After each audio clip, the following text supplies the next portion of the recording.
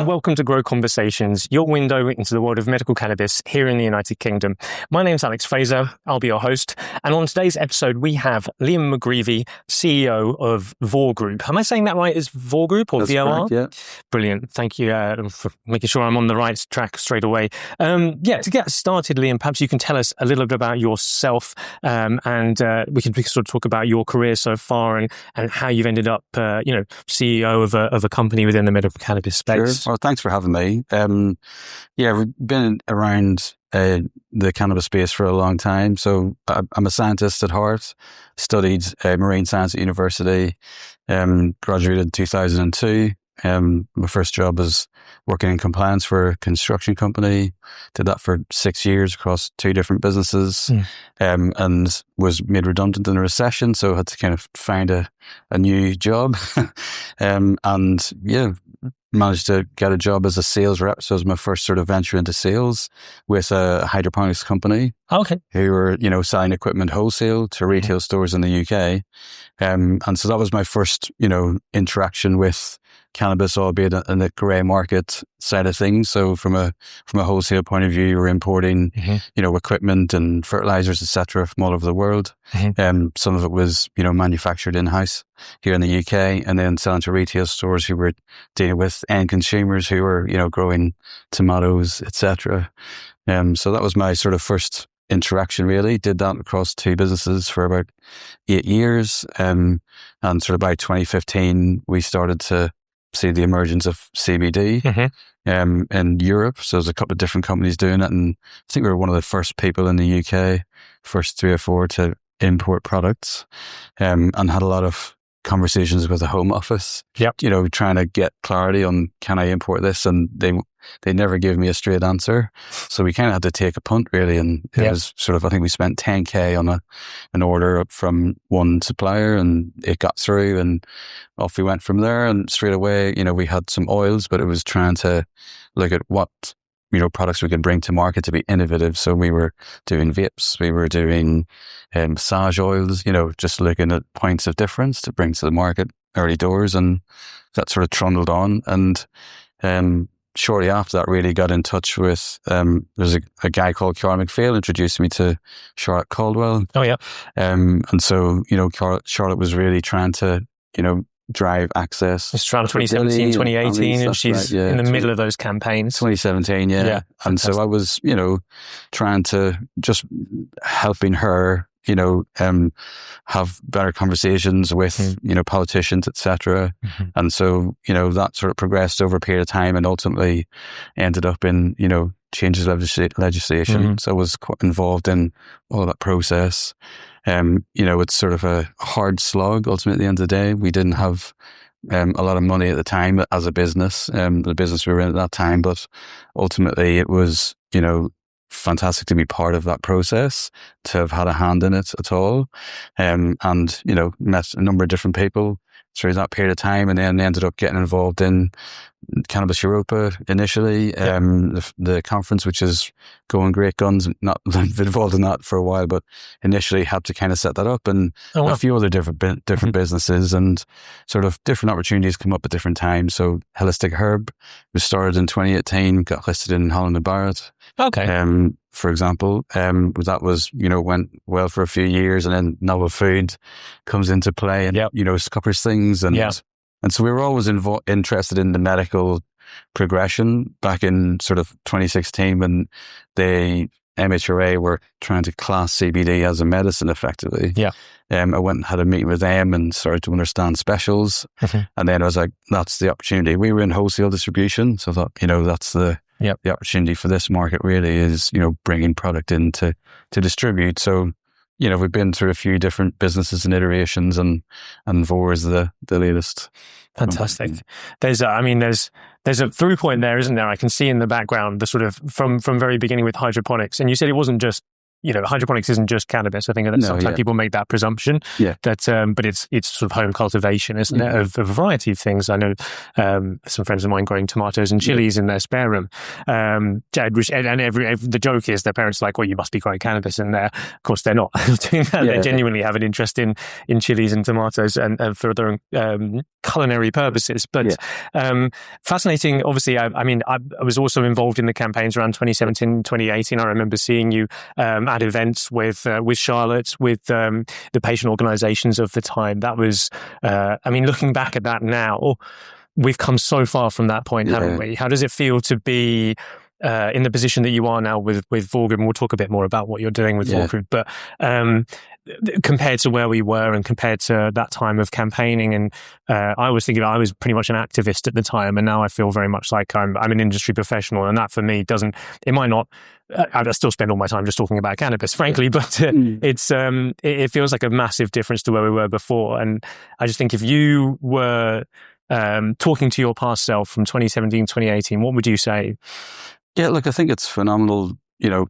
Big picture view is, although it's been slow growth compared to other countries, Germany and Australia, I think what we have here now is going to be a quite strong, steady growing, market for the next 4 or 5 years. And, the view seems to be that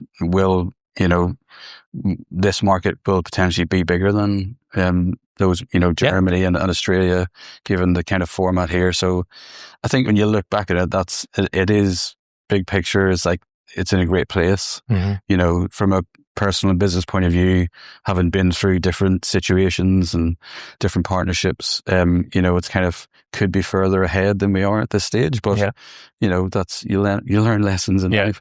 And that's really where the name Vor comes from. Vor is a Norse god of wisdom. Oh, okay. So we've I was going to ask whether it was an abbreviation for something. I was like, trying to know what VOR, what would that stand for? But it's the Norse god of wisdom. I didn't know. Yeah, that's it. Yeah. And obviously there's, wisdom in nature, and it's a case of, from our point of view, the bigger picture goal of the business is to, bring products to market that are a little bit more refined and targeted and kind of unlock nature's wisdom, if that makes sense. Perfect. I mean, that's I love the ethos behind that, the wisdom. I honestly, I thought it sounded on the face of it like a corporate abbreviation. That's why I didn't know whether to introduce it as VOR Group or Vor Group.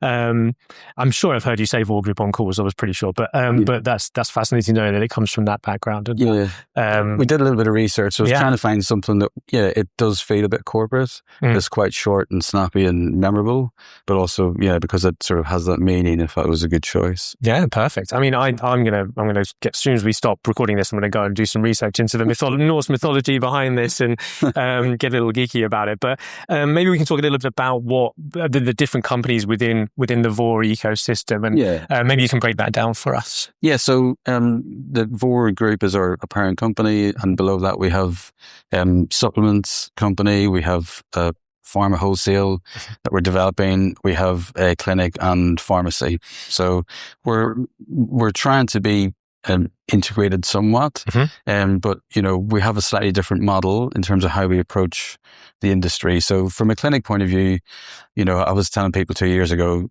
don't waste your time doing clinics. Yeah, I think I was saying the same thing about 2 3 years ago. I've been involved in it before. We've been involved in other clinics too, and you just see how hard it is. Yeah.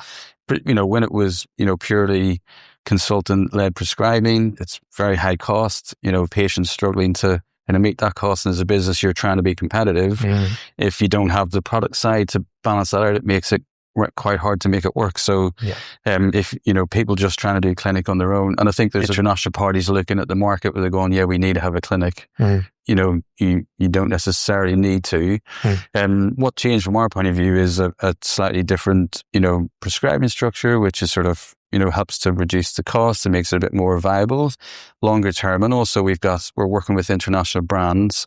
So on the pharma whole side, we've got international partners that want to bring their products into the UK market. So, from places like Canada, for example, you got lots of high quality product. Thailand, Colombia, where it's low cost, but still you're looking for reasonable quality product to bring to the market. So we're offering a route to market for these people, and some of them want to be able to, drive engagement with a patient base, etc. as well. So the clinic model from our point of view is really about and to a degree the pharmacy as well, is partnering with people who to give them prescribing and dispensing function, as well as having their own branded operation. Yeah, let's dig into that a little bit, because I think you're right. The idea that you need a clinic isn't necessarily true, but it does give you that immediate interaction with patients, and you can get that feedback loop about products. You can have more of a direct conversation basically with the end consumer there. Let's talk about how that came about as well, because I know it's a relatively recent occurrence that did you acquire a clinic? What exactly happened that brought that online? Because I know you had the pharma wholesale and the clinic came later. Is that right? Yeah, so it's more of a merger, I guess, than a straight acquisition. The people that own the clinic have bought into what Vor is doing as a group. It's a relatively small local business, but they have been doing, they're one of the first clinics to prescribe. So, they've been doing this since 2018, 2019, and not really seen the growth that, that other people have seen, because they didn't really have the means to drive the brand, do the online stuff. That's what we bring to the table from a marketing perspective is, we can make it more national. We, bring more prescribers to the table, bring efficiencies, good systems. So, that's it really in terms of like what they've bought into with us is our ability to significantly expand the prescribing base. It was fantastic to have a clinic that perhaps wasn't doing as well as it could have been doing, has a lot of potential.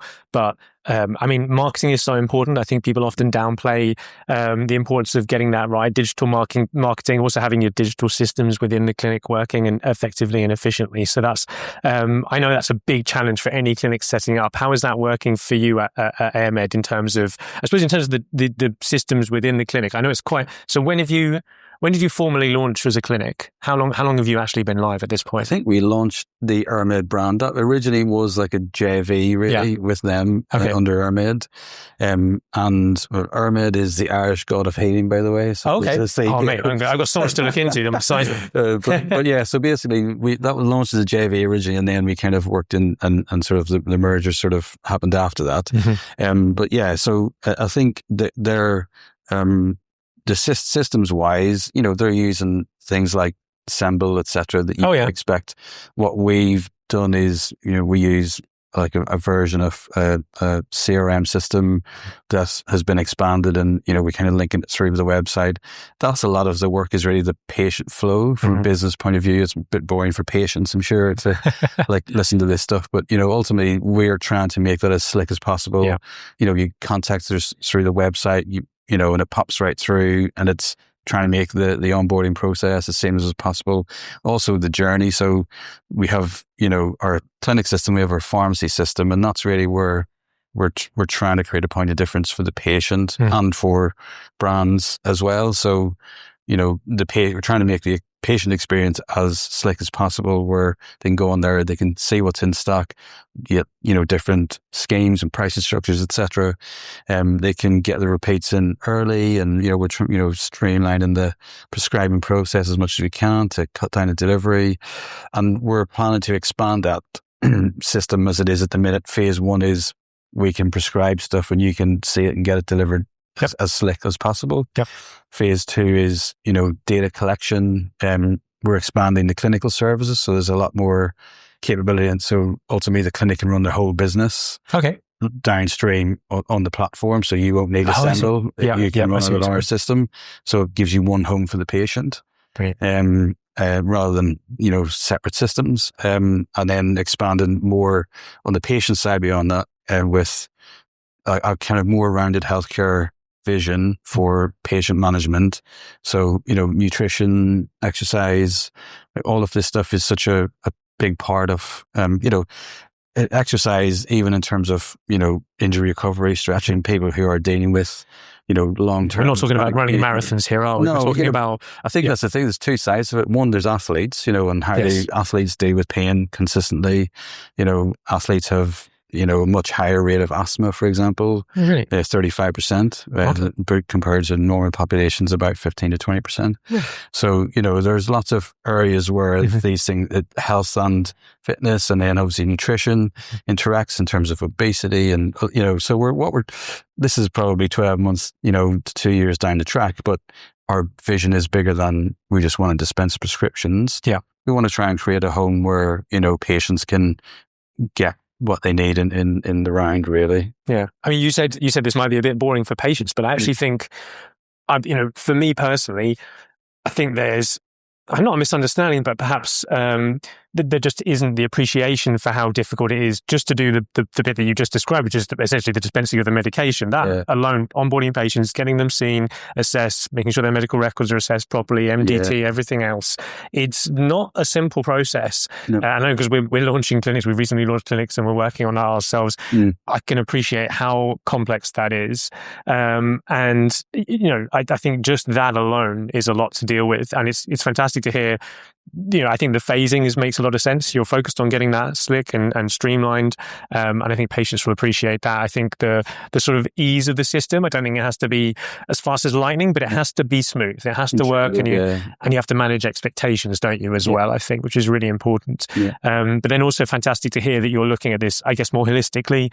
I think diet and exercise, for me personally, has made an enormous amount of difference. With a bowel disease, of course, diet's going to be important, but I think for all health conditions, good diet, exercise, if and where you can. I think that's an important caveat to make, isn't it? For we see patients with some very debilitating conditions where exercise is pretty much out of the question. But my mum, for example, talk about my mum on the podcast, but she's got arthritis. She's a bit older lady, and just encouraging her to get back into things. It's just Pilates and she does yoga now, and God, she feels so much better for doing that sort of gentle exercise.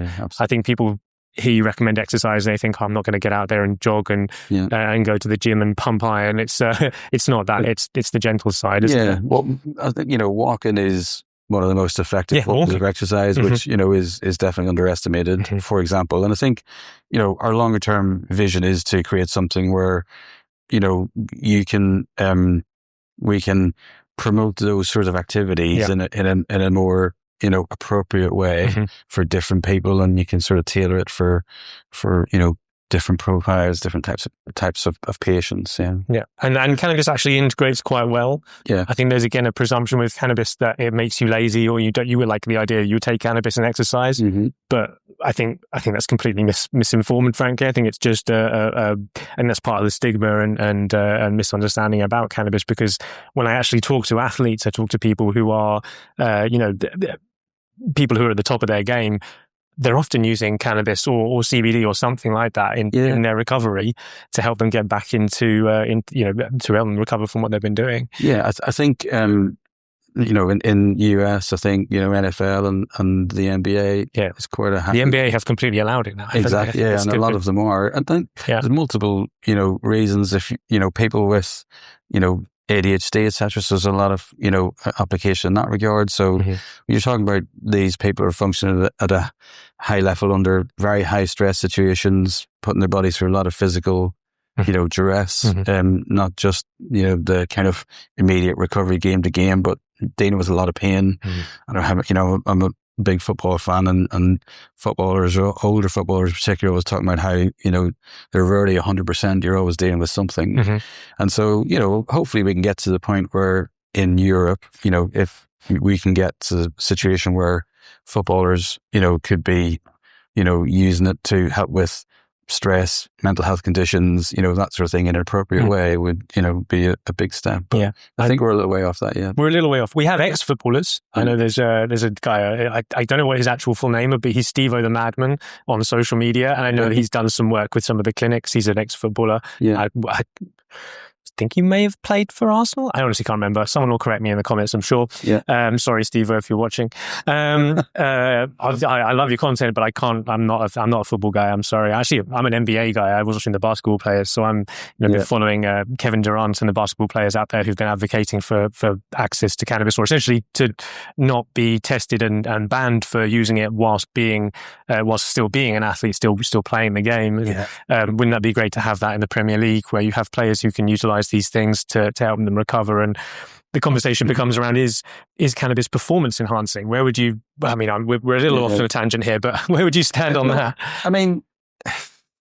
Unless it's proven, it's not steroids, is it? No, it's not at all. does it change your mental function? Yes, it does. Sometimes positively, sometimes negatively. So, with CBD, for example, a lot of people find that quite relaxing, and it's a vasodilator, so it kind of expands the blood vessels. Yep.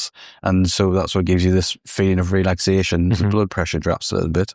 That, for example, could be seen as performance enhancing if you're able to function better because you feel more relaxed. But then is that, it's not necessarily, working in the same way that like steroids do, for example, where it's enabling you, or EPO, for example, in cycling, where it's enabling you to just, keep going for, 10, 15% longer than everybody else. Where is that line, isn't it, between what is sort of an acceptable supplement? Or antidepressants. Yeah, well, Are they performance enhancing? Yeah. And some of them have side effects that are like vasodilation is a side effect of, I think, of some antidepressants, I believe. Let's take a step back a little bit and talk more about the supply chain side of things, because I know that's something that you're personally working on, and I'd love to hear how Vor Group looks at sourcing medicines and what you're doing in that side of things, and potentially you can tell us a little bit about the brands that you're bringing to the UK. Yeah, so our first brand is Foundation Medical, and we've launched that basically with product that's here and available in partnership with yourselves, and that's coming in from South Africa initially, and it's a supplier that we've been talking to for a while anyway, so it made sense. We plan to expand that brand and add more lines to it as we can.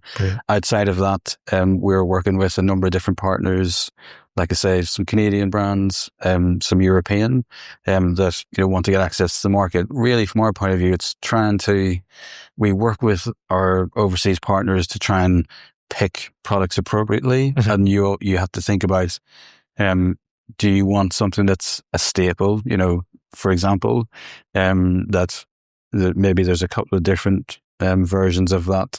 Oh, so like a common market, but strain it sells, versus trying to pick something totally different and unique, but it doesn't really have a track record with with patients, etc. So, and then also looking at potential gaps in the market. So, we think like there isn't a lot of sativa comparatively speaking, so that's something we've had a lot of conversations about. Very indica hybrid heavy at the moment. Yeah, exactly. The flower market, absolutely. But obviously, that's whether that's an issue because of the genetics that people have been developing, and that's what's available sort of downstream, and it takes a little bit of work. That's from a supply chain perspective, because we've got sort of knowledge of the growing side. We understand you're looking at a 9-month time frame from I put a seed in the ground to the product's ready to prescribe.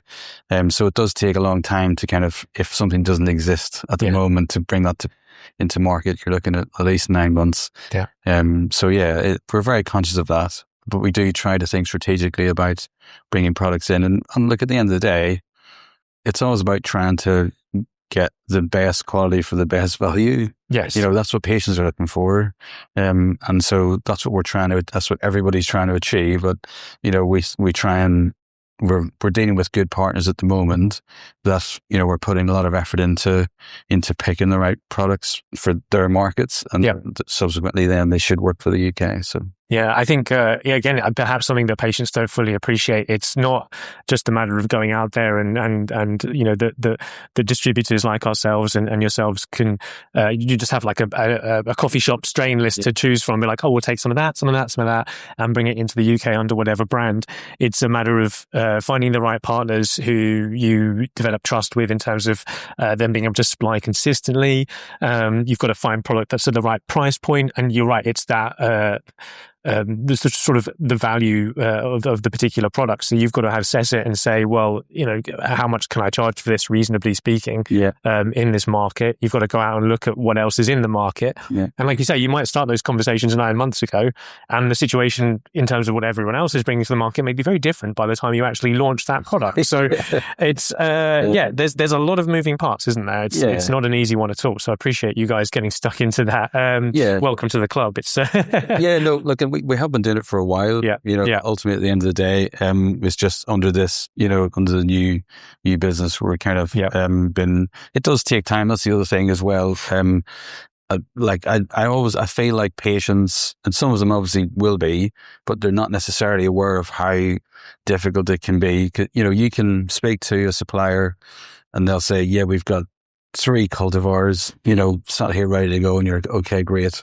Let's start the onboarding process. And then you find out they don't quite have, well, even though they said they're ready to go, it's not quite right, or something's not met a certain specification. Or there's some delay for some other reason. At the end of the day, they could be sat there with, 20 kilos of something that, or whatever it is, 5 kilos of something. You think this is a great product. We want to bring that in, and then, but it'll still take you 4 months, 5 months to work through the whole process if things aren't quite right. So it is a difficult, complicated thing, There's a few evenings where you're tearing your hair out, I'm sure. Yeah, no, me too.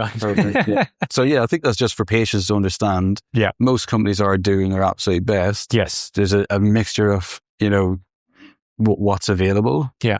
At sort of good value, and then also like what suppliers actually are, qualifying. You're able to sort of bring the product in, and then you've got the kind of cultivation to processing that adds another, element to it. Lots of complications in that area. So I think it's useful for patients to understand how complex it is to bring something to market, and that, no one's trying to do a bad job. No, I think that absolutely. I think just, the time frames involved. One of the comments I think that we get a lot from patients is it's not as fresh as it could be. And I just have to be like, well, it's might be coming from South Africa, Canada, or wherever it's coming from. Yeah. And there are so many points in that supply chain where you might have delays where they were unexpected. I mean, just getting licenses from the regulator at the moment can take weeks. So it's, there's so many reasons why you can try your absolute best and things still might be delayed, or they might take a bit longer, and products are a little older than perhaps you would hope. Particularly that first import, I think, is always the hardest one. It's a new product from a new supplier, and then things smoothen later down the line, don't they? So have you found that as well in terms of that it becomes smoother and things get a bit easier? The analogy I always use with partners we talk to is it's like laying a train track. Mm-hmm. So, it's a lot of work to lay the tracks, but once it's down, the train just runs back and forward. It's a good way to put it, actually. I like that. I'm going to use that. I'm going to steal that if that's all right. Cool. Let's talk a little bit about the actual the pharmacy side of things in terms of the direct-to-patient side of things. And you've it's the My Dispensary brand? My Dispensary is the pharmacy, yeah. Yeah. So dispensary is one of those words where I think the association is potentially with the medical marijuana side of things in the United States. Was that an intentional link, or is it? No, I think it's really hard these days to find a unique name. Fair enough. That's simple and easy to remember. Yeah. And a patient, a consumer will directly associate with what you're offering. Mm-hmm. So that was really what it came down to. Is it was kind of the best choice that we could find that was simple and easy to remember. Yeah. And we like the My, so we're kind of building that around. We've got My supplements that we're about to launch. Oh, right. And a few other iterations. So that's kind of the My thing, is become a core branding function that we'll use. Brilliant. And that's that's the direct to patient side of things, isn't it? So, but you also have sort of access schemes for patients as well. Yeah. So tying this all together and providing a slightly lower cost option for. So, tell us exactly how that works. Again, using the My, so My Pass is My patient access scheme. Yeah. And so we've, going back to the kind of roots in the early stages of the industry, like you say, with yourself and loads of other people that, helped spend a lot of time and energy for nothing, frankly, you know what I mean? And no remuneration to come in, travel down here, get into, in front of politicians and really make that change happen. We think there needs to be a scheme that is genuinely offers people on benefits, etc., with really low cost, or as low as we can get it, cost of service and product. So that was the goal. Really, is to kind of stay true to our roots, in that a number of our team are patients. And we think it's important as an industry. You've got big companies with multi-billion-dollar valuations and some companies coming in trying to charge, really high prices. And, even some of the UK producers that we've talked to, the prices they want to charge are insane from my perspective. Yeah. So, I just think there's a disconnect between, patient experience day to day and being able to access the stuff versus the kind of business life. And, business isn't easy. It's hard to make money. I can confirm that. But ultimately at the end of the day, we wanted an element of the business to be trying to kind of offer that element to patients that are, ultimately struggling, and this stuff, the medicine really makes a difference to their day-to-day life. So what are the discounts that patients can get through MyPass? So it's free clinic. Completely free? Completely free clinic. Wow. Benefits, patients get 18% discount. On medication? On anything that qualifies for the scheme. And that's predicated by how much margin the pharmacy has. Sure. From the wholesaler. So we can't offer that on everything. If someone's given us, for the sake of argument, in terms of margin, we're not giving 18%. Sure. You know what I mean? So, yeah. You've got to pay the bills. We've got to pay the bills, but we'll do the best that we can. So we include as much as we can. Oh, that's great. Students and pensioners get 12% discount for the free clinic. And then we have sort of blue lights, veterans, and what we call green light industry. So people working in the cannabis industry get 6% discount with a free clinic. Oh, great. So again, we thought it was important to support, people working in the industry. Didn't know that there was discounts for people working in the industry. That is good Absolutely. To know. I might have to... That's a first, I think. I think that is a first. I've not heard of that before. No. That's fantastic. So green light. Brilliant. I think that, that we try to make as many products qualify as we can, and that will probably grow over time. Brilliant. So, if you're on benefits and you're with another clinic and you're looking for, a sort of good quality service that with better prices, then it's there. People can check it out on the website. Brilliant. Fantastic. What is that website for those who are watching? So it's on my dispensary website, my-dispensary.co.uk. Brilliant. And it's just click the link on there. Brilliant, fantastic. And how does that work in practice? Does the patient, is it obviously you've got the free clinic. Are the discounts on the pharmacy side available only to patients at the clinic, or is it something that's available to patients at other clinics as well? Well, in theory, if the clinic wants to, partner with us and send the scripts to us, we can make the discounts available. Great.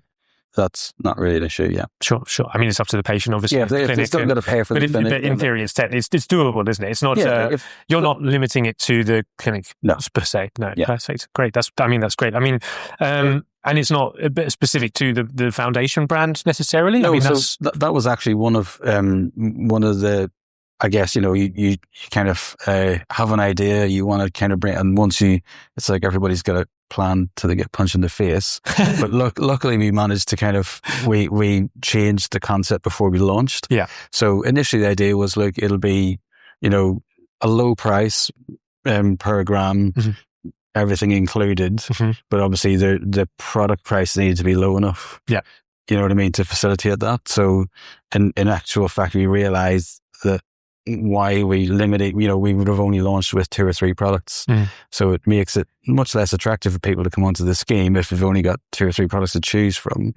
And so actually the ability to do the kind of free clinic and then a discounted product makes it much more viable, and you give much more, much wider selection of product available to the patients. Brilliant. Fantastic. I do think it's one of the common misconceptions that the patients who are perhaps looking into this have, which is the clinic cost is going to be extortionate. I think people hear private medicine and they think, it's going to be, hundreds of pounds before I even, talk to a doctor. And just the idea that, if someone's on benefits, they can go to a clinic and they literally don't have to spend a penny.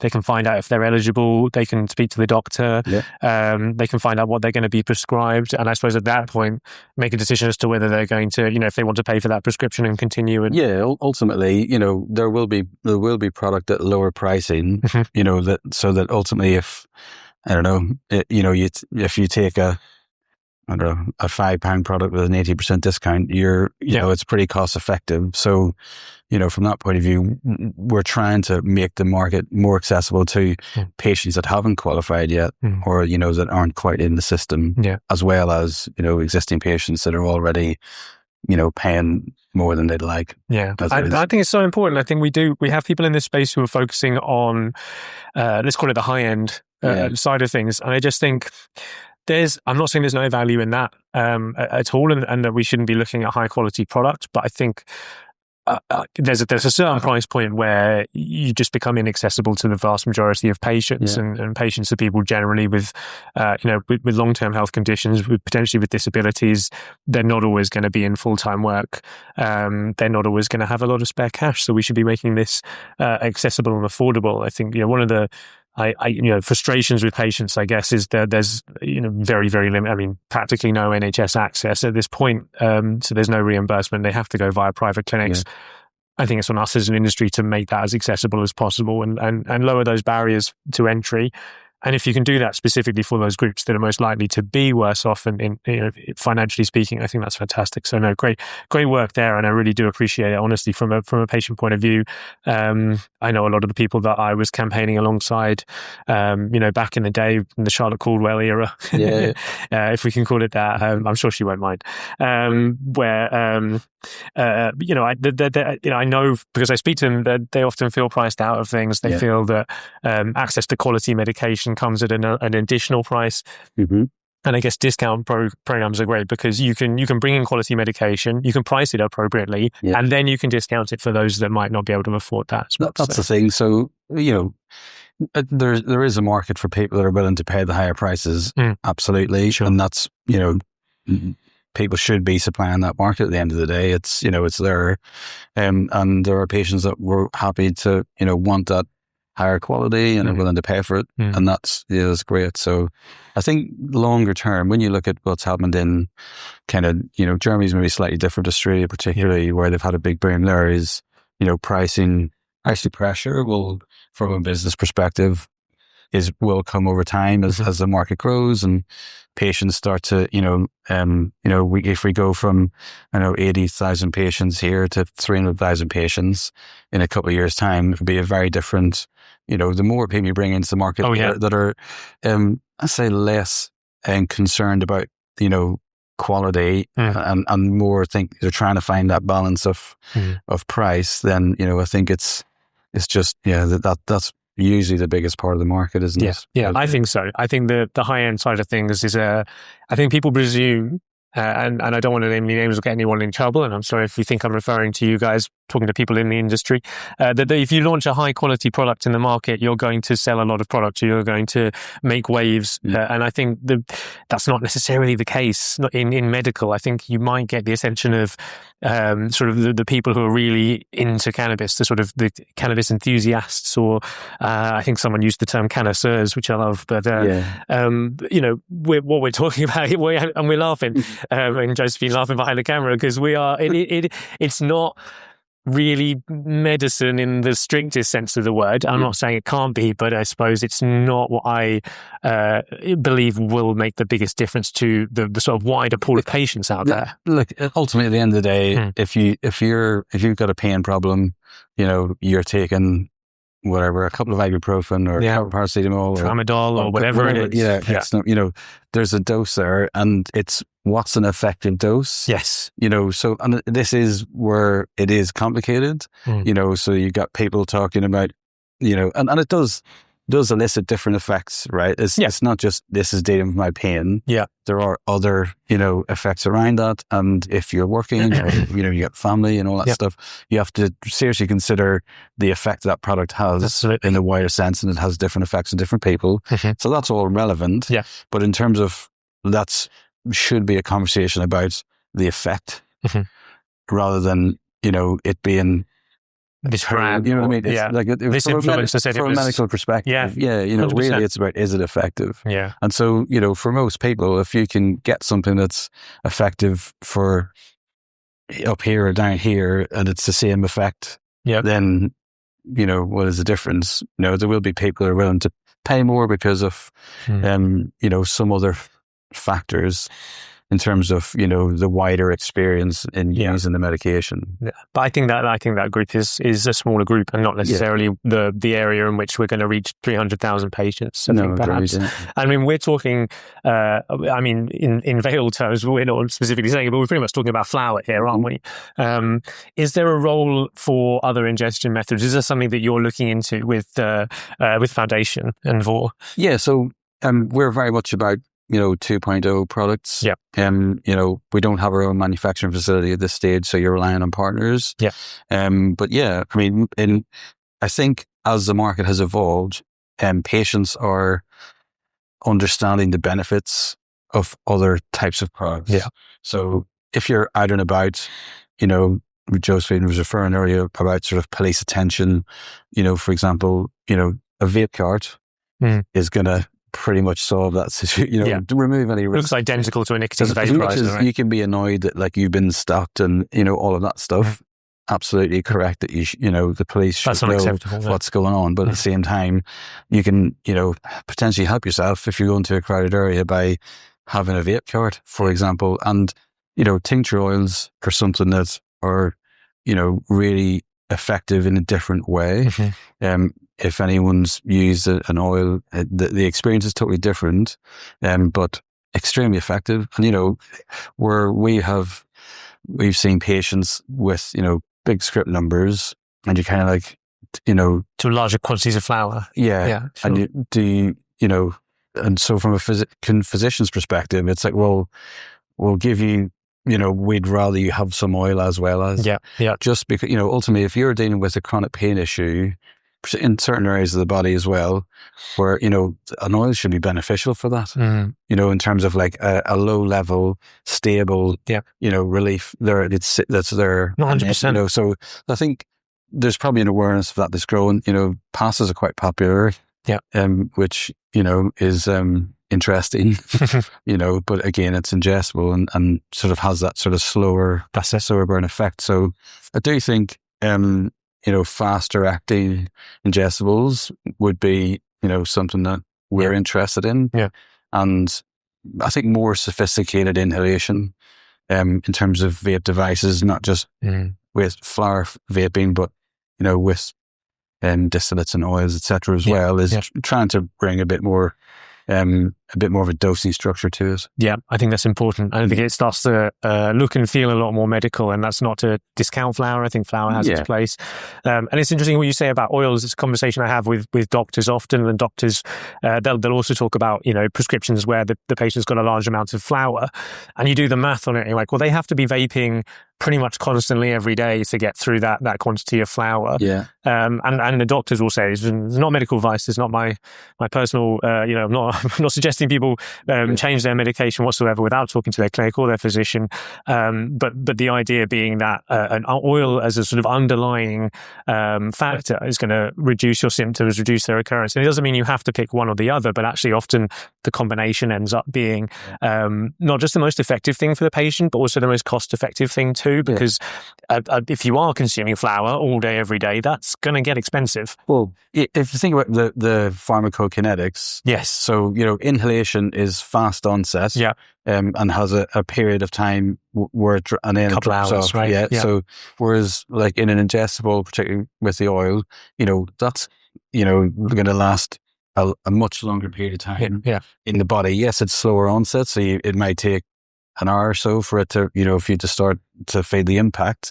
But yeah, it'll probably last 3-4 times longer. Yeah, or potentially through the night if you're someone who suffers with symptoms waking them throughout the night. And I mean that for me, made a huge difference when I realised that when I was much more unwell than I am right now, and I'd wake in the middle of the night with my pain, and this was long before it was legal on prescription. I did have essentially pick up something to the side of the bed and inhale. Yeah, and when I realized that you can have oils and you can have tinctures, and that you might actually have symptom management throughout the night, I was like, oh yeah, this is going way back, but I honestly didn't know that was an option. And then when you realize there are these different modes and they work slightly differently, and you're right, the pharmacokinetics, if you look at like the graph of someone using flour throughout the day, it's like you have the effect very fast, but it then doesn't, and then it comes off, and you're just doing that all day, like crenellations, you're just going up and down all day.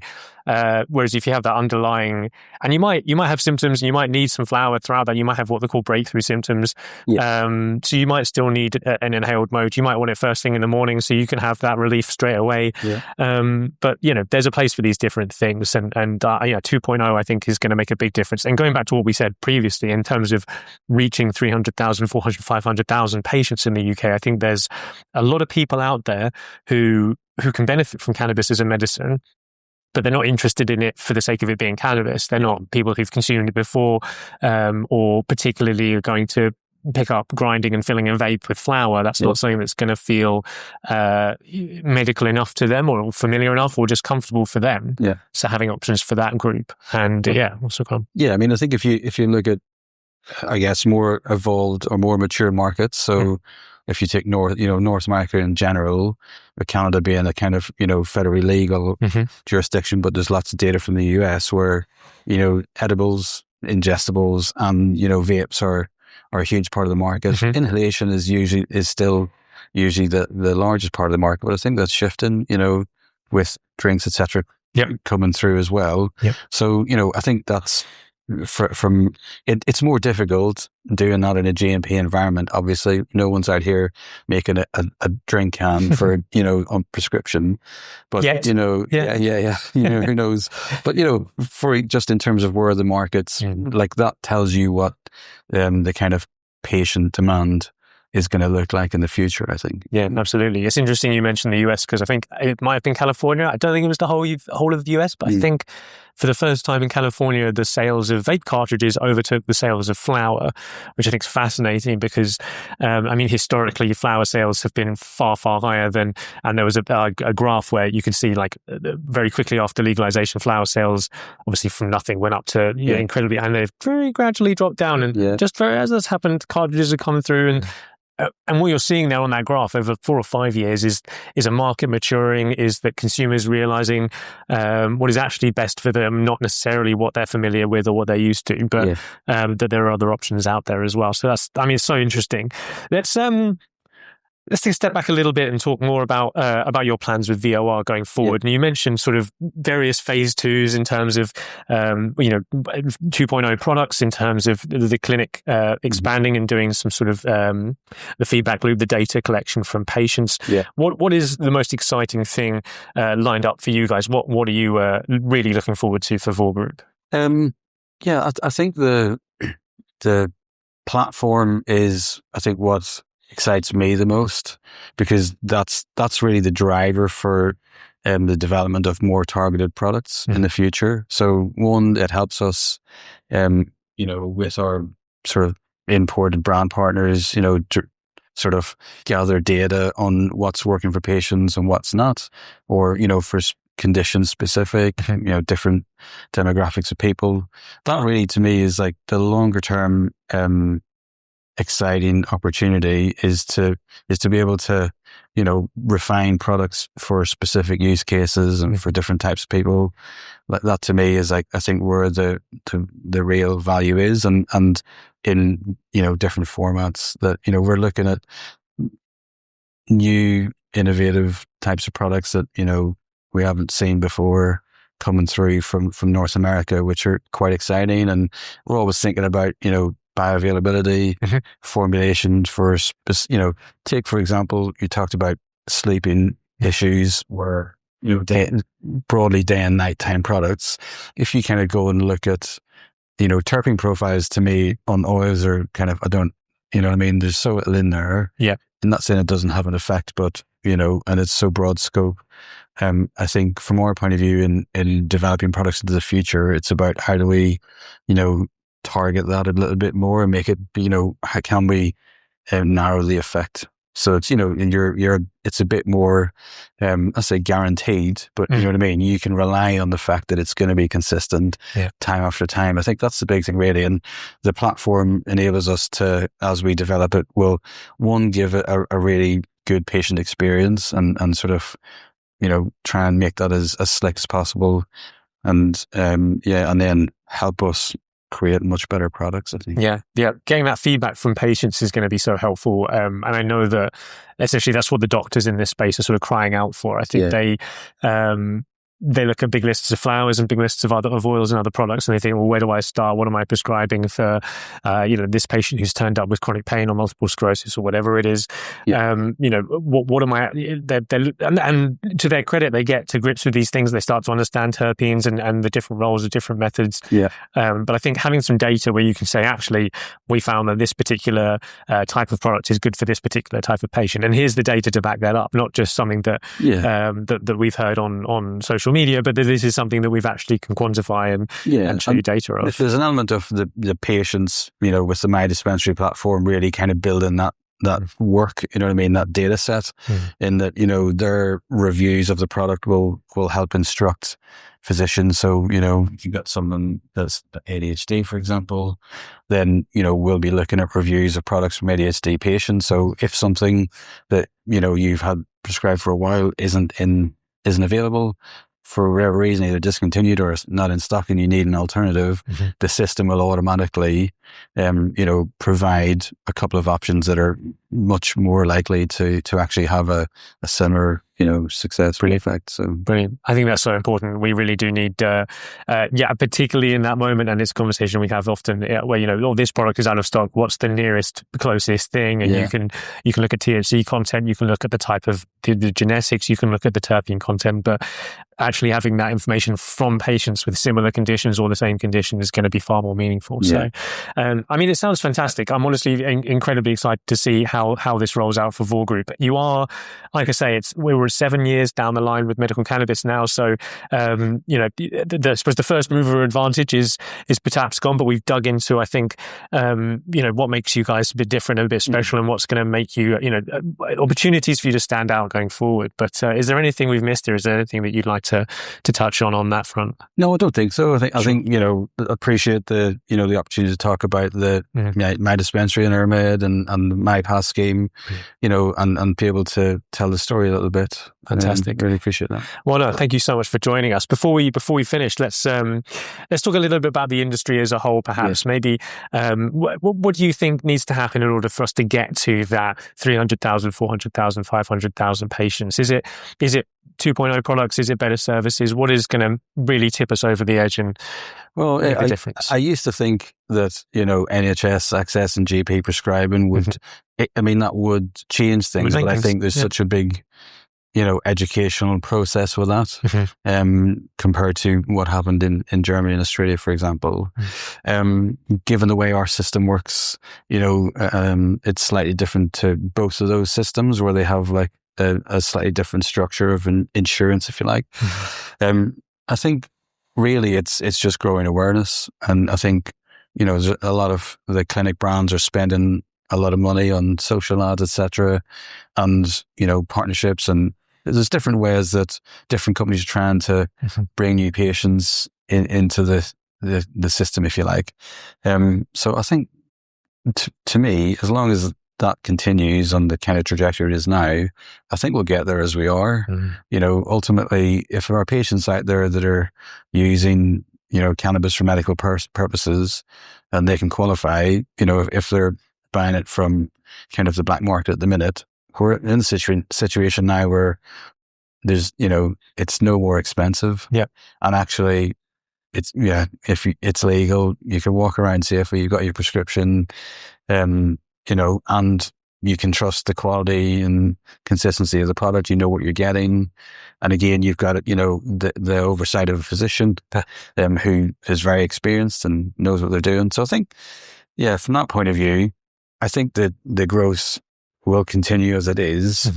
Whether anything, significantly above that changes NHS wise, I don't really see that happening at the moment. No, I don't think there's going to be anything like that. NHS, I don't think GP prescribing either. I think so. I think there's a misconception that GP prescribing would mean prescribing in an NHS GP setting, which is a different thing entirely. I think GP prescribing would just mean you might be able to hire GPs into these clinics. But as you sort of touched on earlier, we're using specialists, but we're not relying on them for some of the follow-ups and exactly that. So it's nurses and pharmacists and other people who are stepping in. So whether that would make a difference, I don't know. But it's great to hear your confidence. I would agree with you. I think it sounds like you have a level of faith in cannabis. Is that fair to say, in that you believe in what it can do for people? You've seen it yourself. Clearly, it's something that you've worked in from the nutraceuticals, from the CBD side, now into the medical side. It sounds like, and it's something that I sort of hold on to, which is, I believe in what the good that this can do for people. Yeah. And it's just a matter of people discovering that for themselves and discovering the benefit it can give to their lives. Yeah, like, I mean, going back to the sort of 2016 period, when I've got 2 children and they have milk allergies, so that when they were, babies, it was quite stressful, but, the solution, that's changed a lot in the last 10 years. But, that's about as stressful as it probably got for us. When you spend time with, Charlotte and Billy and some of the other parents, and you see the lives that they're living and what they're, carrying in terms of stress, it really does change your perspective, and you see the difference that it makes to them. And that's the other thing as well, is, like the price that those families are having to pay for the medication is kind of outrageous, really. It's such a shame. But yeah, so when you see that firsthand, then, it definitely gives you that sort of motivation that, there's a lot of good there. And just, on a broader sense, really, I think I sort of getting slightly kind of socio-political. Oh, please. Alcohol, I'm Irish, so, I've grown up in a big drinking culture. I like a drink, but, it can be quite detrimental, but it's culturally okay. Yeah. You know what I mean? To go out and get smashed and have a fight and wreck the place. You know what I mean? It's kind of strange, really, to me that, that sort of thing is like okay in society.